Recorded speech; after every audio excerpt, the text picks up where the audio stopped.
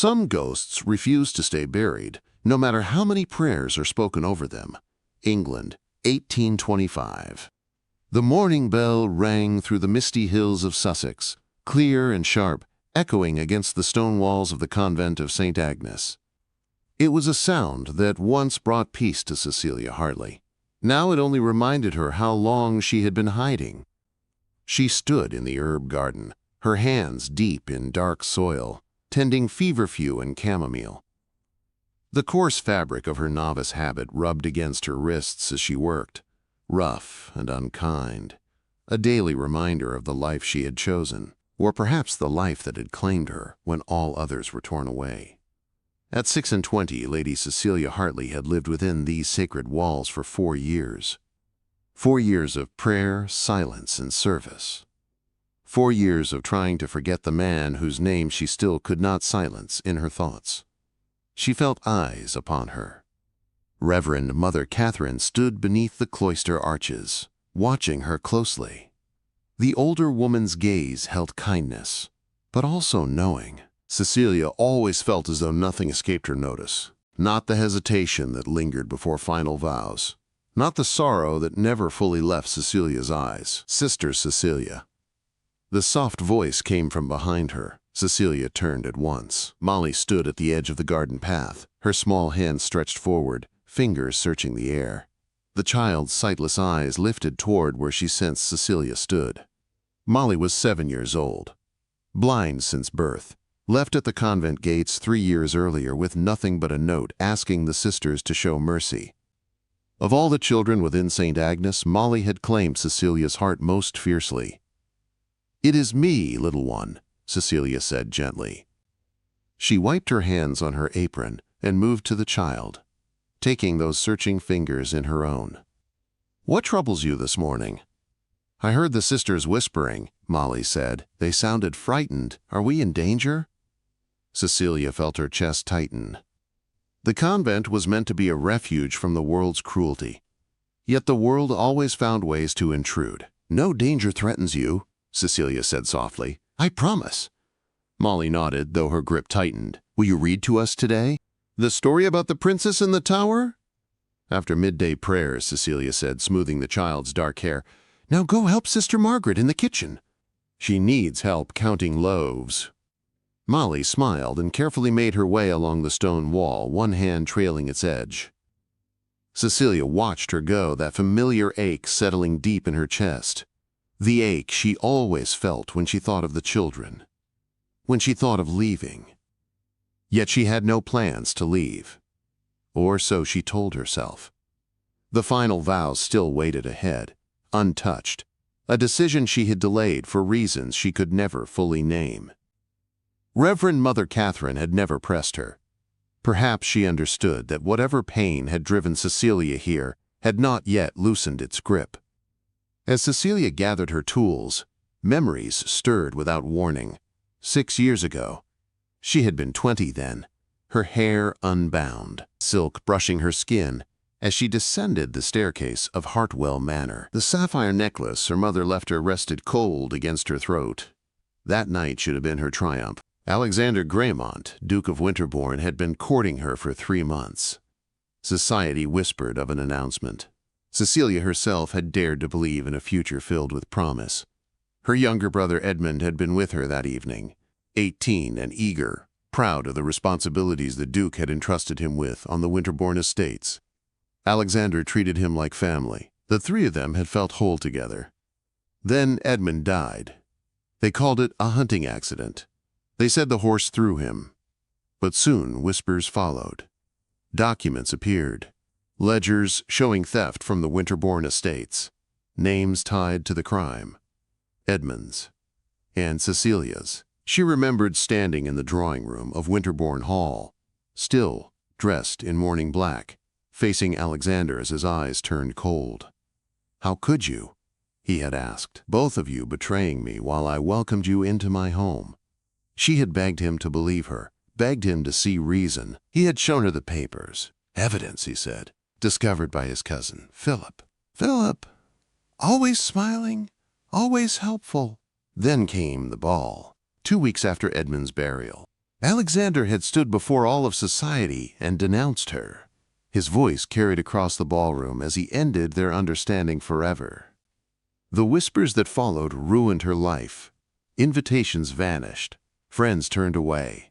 Her father grew distant, broken by grief and debt. One night, heavy with drink, he blamed her for everything. When Cecilia announced she would enter the convent, he did not stop her. He did not see her off. He never wrote. The severance had been complete. The convent had taken her in without questions. She poured herself into prayer, work, and the care of unwanted children.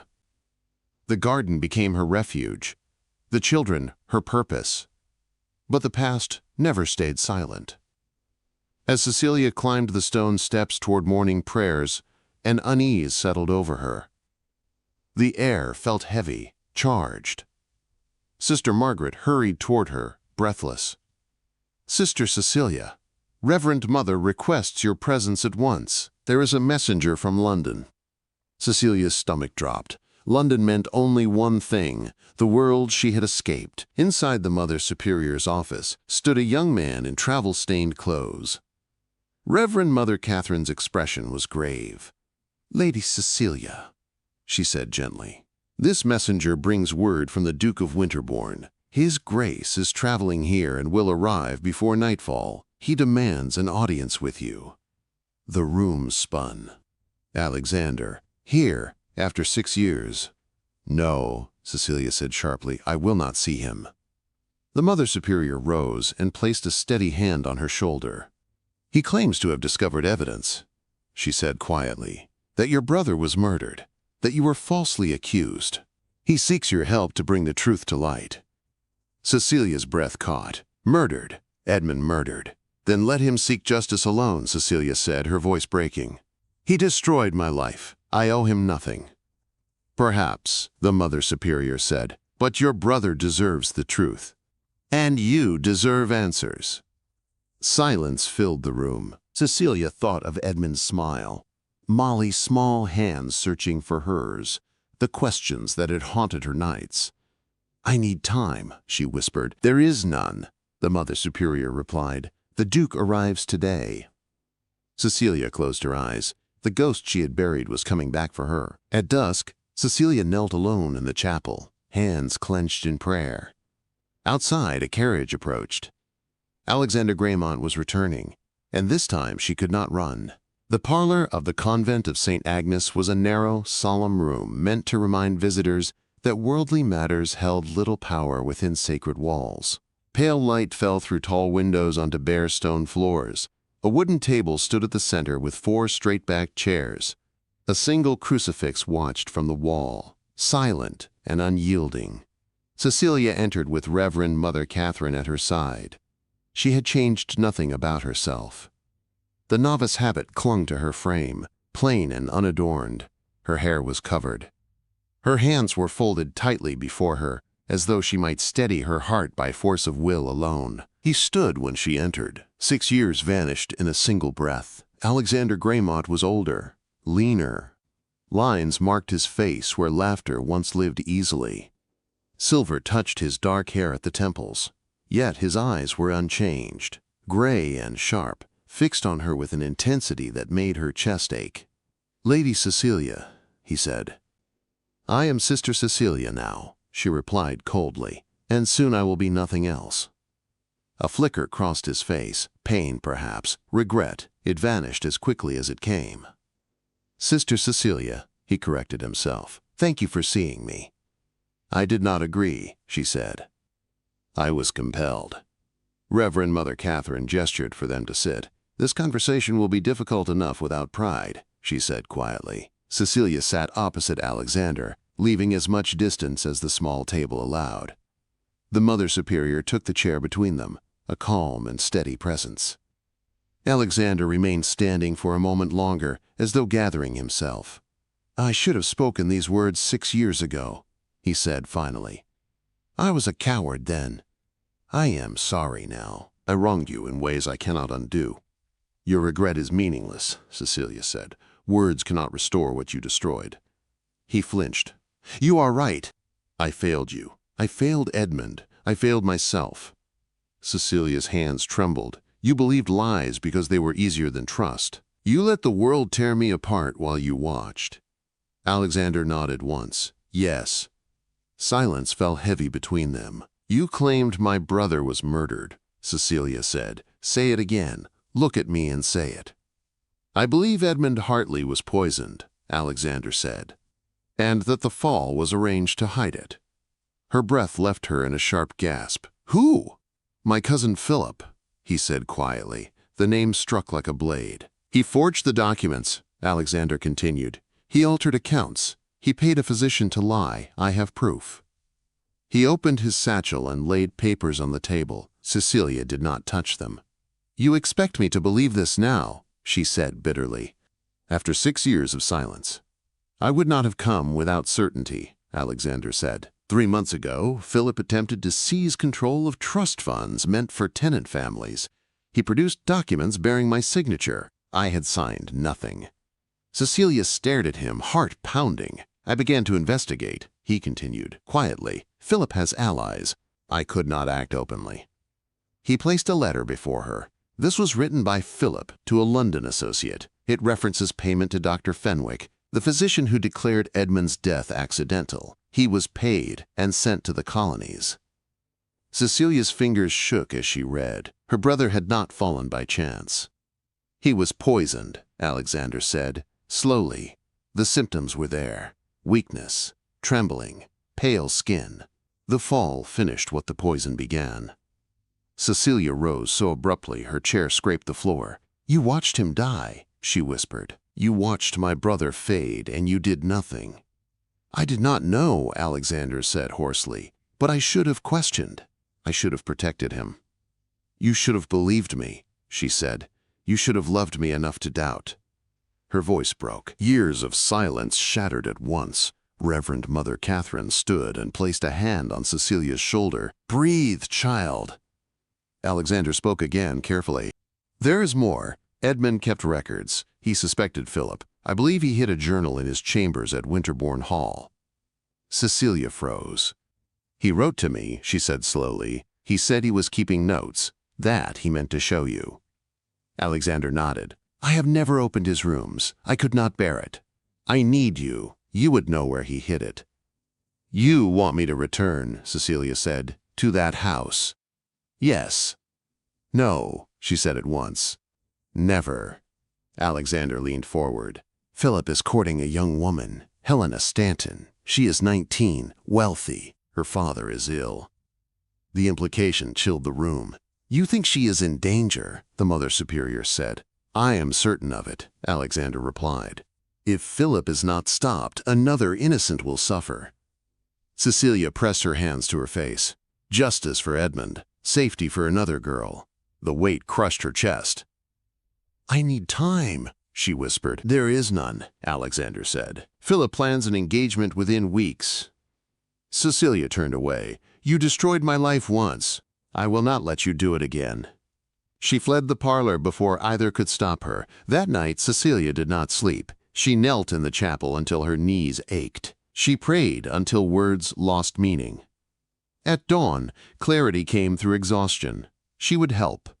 Not for Alexander, for Edmund, for truth, for the girl who did not yet know she stood in danger. When Alexander returned to the convent later that morning, Cecilia met him with steel in her eyes. I will assist, she said, but understand this. I do this for justice alone. There is nothing between us.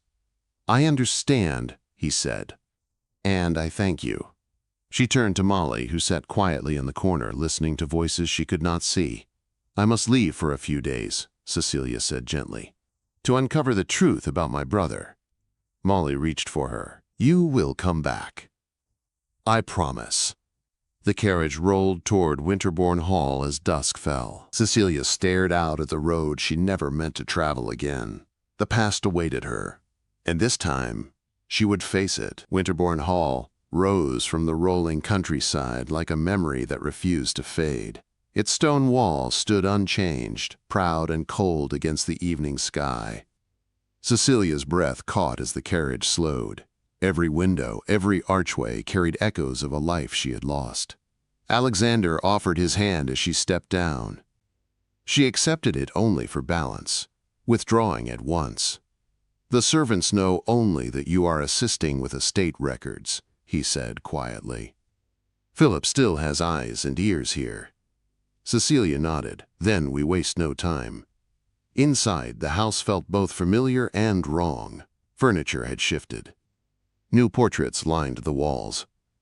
Yet the air held the same weight, thick with memory. Cecilia passed the ballroom without looking, unwilling to face the place where her life had been torn apart.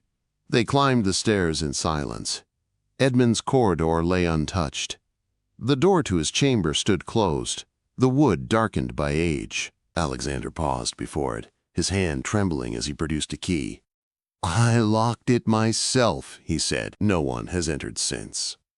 The door opened with a soft sound that echoed too loudly. Dust lay thick across the room. Sunlight filtered through closed curtains. Edmund's riding coat still hung on its peg. His books rested where he left them. His pocket watch lay on the bedside table, forever stopped. Cecilia stepped inside, her knees weak. She crossed the room slowly, touching familiar objects with reverence. Her fingers brushed the desk, the worn edge of a chair, the spines of books her brother loved.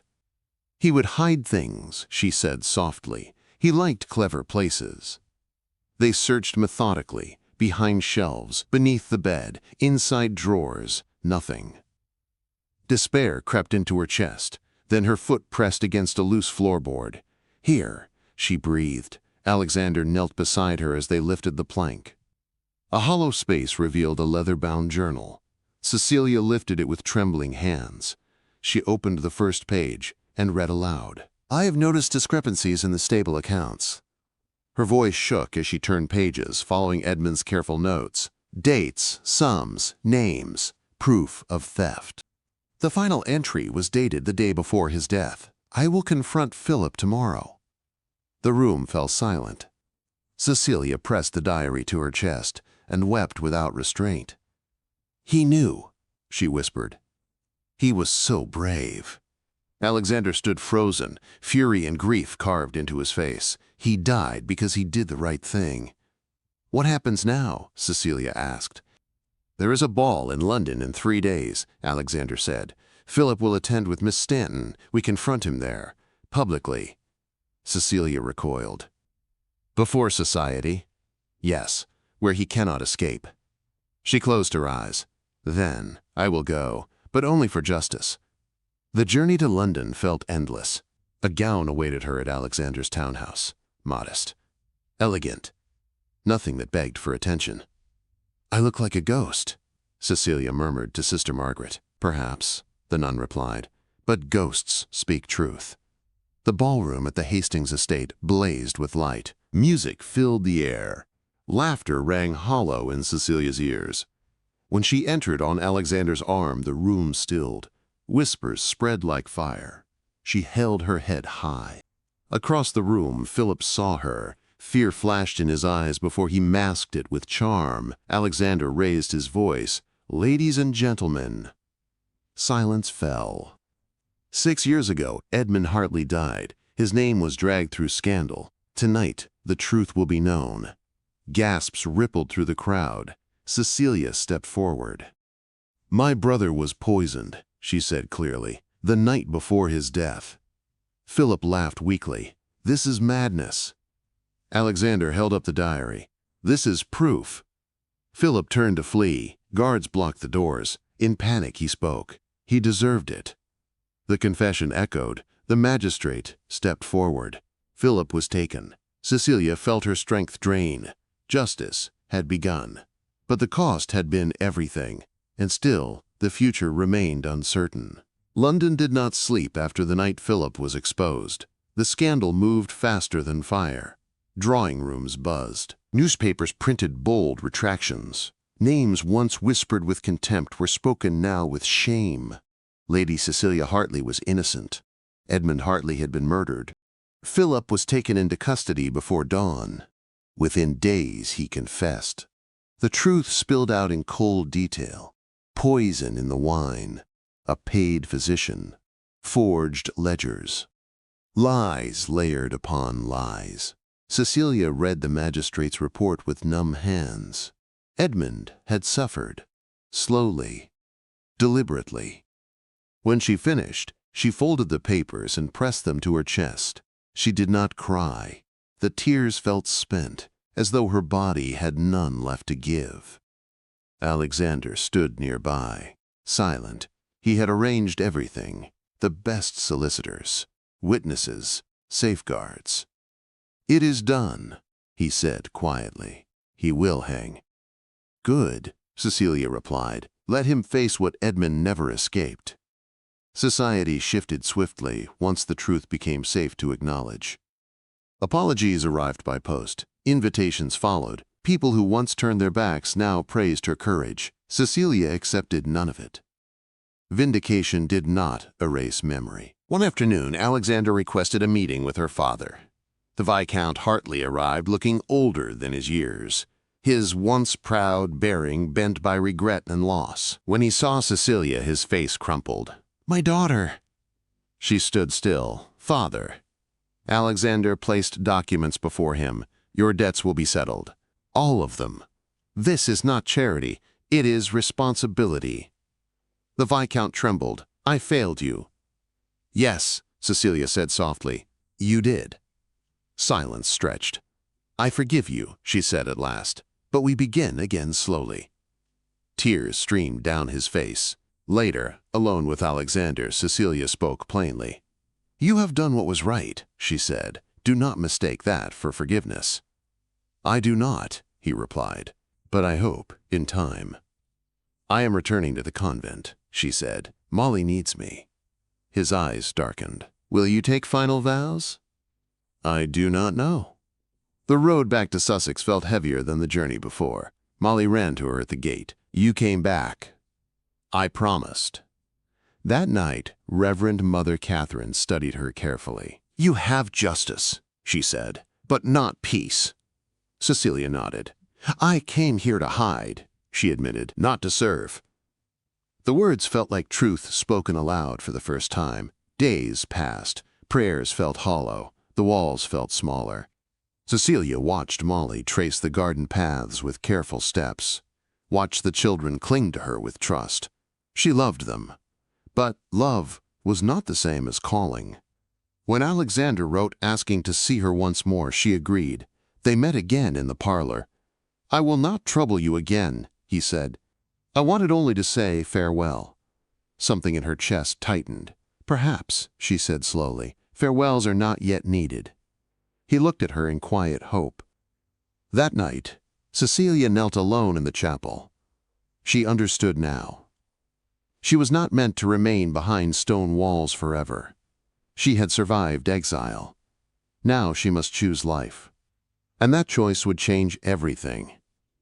The morning Cecilia left the convent of St. Agnes dawned gray and cold. Rain fell softly, washing the stone courtyard clean as though the earth itself understood that something was ending and something new was beginning. She stood in Reverend Mother Catherine's office for the final time. Her novice habit lay folded neatly on the desk between them, simple and worn, a life she had lived but was not meant to keep. "You are certain," the Mother Superior said gently. "I am," Cecilia replied. "This place saved me when I was broken. But I cannot build a true life on fear. I must serve where my heart is called." The older woman nodded and pressed a worn rosary into her hands. "Faith does not live only behind walls. Carry this with you." Cecilia embraced her, tears falling freely. The hardest farewell waited in the children's quarters. Molly sat on her narrow bed, clutching the dried lavender sprig. Her small face crumpled when she heard Cecilia's footsteps. "You are really going," she whispered. "Yes," Cecilia said softly, kneeling before her, "but I am not leaving you." Molly reached up and touched her face. "Promise you will come back." Quote, "I promise," Cecilia said, "always." When the carriage rolled away, Cecilia did not look back. She could not. Her father's house was modest now. Gone was the grand life she once knew. But it was honest. And it was real. Weeks passed. Society welcomed her carefully, never fully forgetting the scandal that once defined her.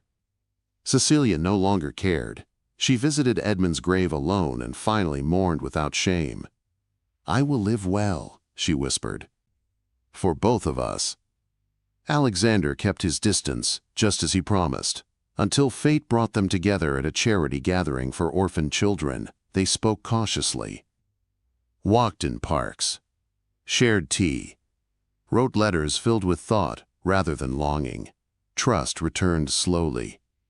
Cecilia found her calling in action. She founded a small orphanage near London, a place for children who needed care beyond charity. Molly came to live there, her laughter filling rooms with light.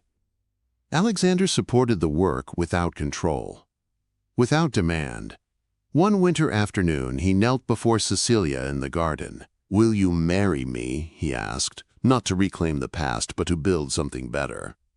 She did not answer quickly. "Only if I remain myself," she said. "Only if trust comes before pride." "I swear it," he said. She said yes. Their wedding was quiet, honest. Edmund's portrait rested between them as they spoke their vows. Love did not erase the past. It grew from it. 1 year later, Cecilia watched children laugh in the orphanage garden. Alexander stood beside her, steady and changed. "Are you happy?" he asked. "Yes," she said. "Not because life was kind, but because I chose it anyway." Some ghosts do not return to haunt. Some return to be laid to rest. If this story moved you, share it. Leave your thoughts below and follow for more emotional Regency romance stories.